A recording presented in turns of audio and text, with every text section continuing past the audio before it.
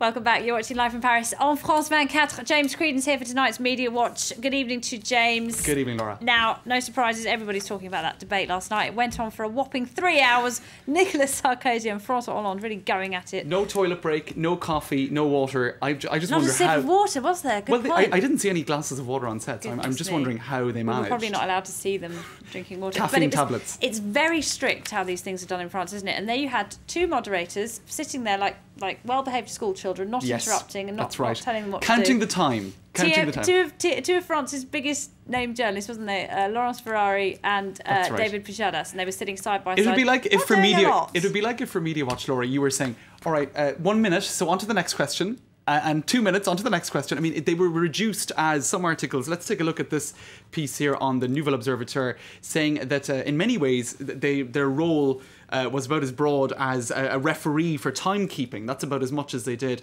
Now, a lot of people who were looking, especially foreigners, were sort of shocked at how little they intervened, especially in terms of fact-checking, because facts and figures were flying around the set all evening. Why didn't they have a big list of all the numbers that they could have gone, oh, excuse me, actually, you're wrong there. I think they did a little bit, but it's a very strictly sort of choreographed thing. And I think it's not so much that they can't intervene, it's just that protocol has it, or tradition dictates that they don't. Wasn't it? It was a little bit uncomfortable. So just to take a look at some of what they're saying online about that, they're saying really what you saw on social media was, for example, here on the website OVNI, O-W-N-I, in conjunction with iTélé, they had a fact-checking exercise. Now that was also on line, le véritomètre, the real-ometer, or the true-ometer. So they were doing their job for them, really, weren't they? That's right. So for every fact that came out on set, online, on this website or on Twitter, you could check whether or not it was true. So you had journalists trawling through those facts and figures to see how accurate they were. What were Laurence Ferrari and David Pujadas doing, just sitting there with their arms crossed? Enjoying the match. So in many ways it shows that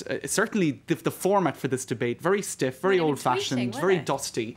It shows that that it's just outdated, really. I like that you had one tweet last night, didn't you? And someone was saying, "Where's Jeremy Paxman when you need him?" This is it. You need somebody who'll get in there and interrupt and say, "But that's not correct, Mr. President," or "That's not correct, Mr. Hollande."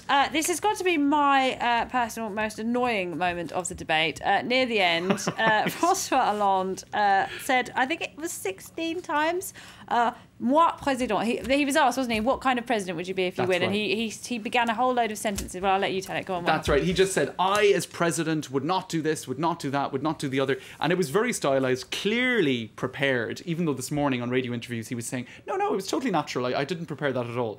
Now, let's take a listen. Into a trance or something, I don't know.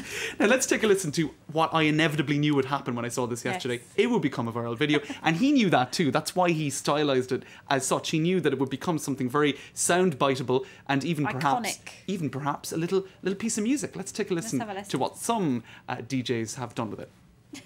François Hollande, quel président comptez-vous être? Moi, président de la République, je ne traiterai pas mon Premier ministre de collaborateur.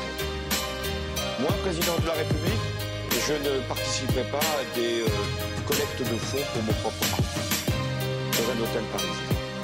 Moi, président de la République, je ferai fonctionner la justice de manière indépendante. Je ne nommerai pas les membres du parquet, alors que l'avis du Conseil supérieur de la magistrature n'a pas été dans ce sens. Moi, président de la République, je n'aurai pas la prétention de nommer les directeurs des chaînes de télévision publiques. Well, the lyrics aren't particularly catchy, are they? No, but you could dance away to it. And you know who was dancing away to it? Nicolas Sarkozy? No, not Nicolas. He was a bit like, no, I don't like that song. Valérie Trierweiler, his partner, tweeted that particular piece of remixed music by the DJ. She liked it. Soprano, that's right. And worth pointing out that it was done with several other pieces of music as well, including Daft Punk, which I thought was very well done. Let's talk about Nicolas Sarkozy because, as expected, he was pretty aggressive during the debate, wasn't he? A lot of finger jabbing, a lot of looking at the presenter and then giving François Hollande kind of a penetrating stare. And a lot's been said about his style today, hasn't it?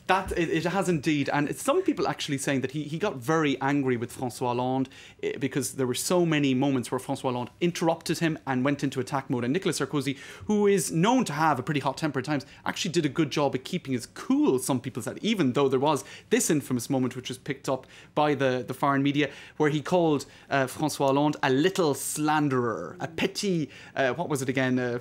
What's the word? Someone tell us. Oh God, I've been saying it all evening and I can't even remember it now. How do you say a petit calomniateur, and a lot of Oh. people apparently were checking that online, saying, "Is that a real word?" So he got very, very angry indeed. Say the word again for us. Petit calomniateur. Calomniateur. You calumniator, you little slanderer, you little slanderer. It got very, very nasty. So that became headline. Is that the nastiest insult of the night, do you think? I think it was probably the most irate moment, certainly, and it was picked up by a lot of the media overseas. Now, I'm not sure if we've time just to quickly play one of Nicolas Sarkozy's techniques in the debate, asking questions of his opponent. Let's have a look.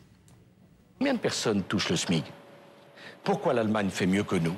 L'Allemagne a-t-elle fait les 35 heures? Que dit le rapport de la Cour des comptes? Je répète une question. Est-il vraiment le moment de vouloir démanteler l'industrie nucléaire? C'est-à-dire, ça va fonctionner comment, cette affaire? So that's a Sarkozy technique. Pepper his opponent with questions, and we'll take a look at that, and also some polls. That we have some poll results. Who was better according to the public? Has it made any difference to voting intentions? All of that we're going to talk about in Campaign Chronicles. James Creedon will be there. That's yes, absolutely right. Thank you, James. Mark Pelham will be here as well. But now it's time for web news. We'll have a look now at what's got people clicking away in cyberspace. And severe food shortages have hit Syria, while digital strategies for the American presidential campaign are taking hold. Here's web news.